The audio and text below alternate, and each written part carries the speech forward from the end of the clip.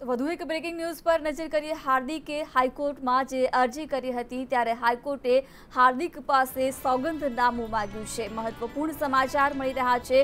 હાર્દિક પટેલની અરજી મામલે લોકસભા ચૂંટણી લડવા હાર્દિકે જે અરજી કરી હતી હાઈકોર્ટમાં તે મામલે હાઈકોર્ટમાં સુનાવણી થઈ હતી આજે અને સુનાવણી દરમિયાન હાઈકોર્ટે સોગંદનામું રજૂ કરવા માટે આદેશ કર્યો છે। હાઈકોર્ટે અરજી મામલે સોગંદનામું રજૂ કરવા માટે જણાવ્યું છે અને આગામી સુનાવણી 19 માર્ચે હાથ ધરવામાં આવશે।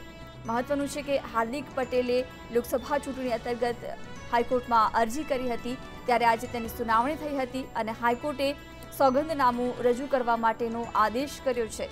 આગામી સુનાવણી 19 માર્ચે હાથ ધરાશે।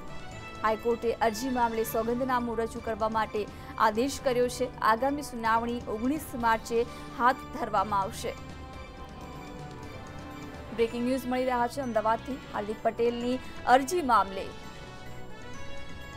લોકસભા ચૂંટણી લડવા હાર્દિક પટેલ દ્વારા અરજી કરવામાં આવી હતી હાઈકોર્ટમાં। તે મામલે હાઈકોર્ટમાં આજે સુનાવણી હાથ ધરાઈ હતી અને હાઈકોર્ટે અરજી મામલે સોગંદનામું રજૂ કરવા માટે આદેશ કર્યો છે અને આગામી વધુ સુનાવણી 19 માર્ચે હાથ ધરવામાં આવશે।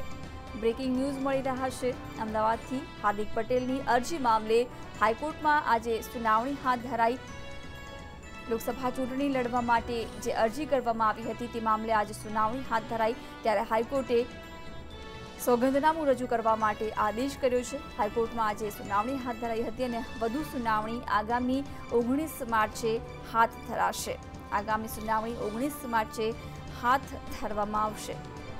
મહત્વનું છે કે હાર્દિક પટેલે લોકસભા ચૂંટણી લડવા મામલે હાઈકોર્ટમાં અરજી કરી હતી ત્યારે એ જ મામલે આજે હાઈકોર્ટમાં સુનાવણી થઈ હતી।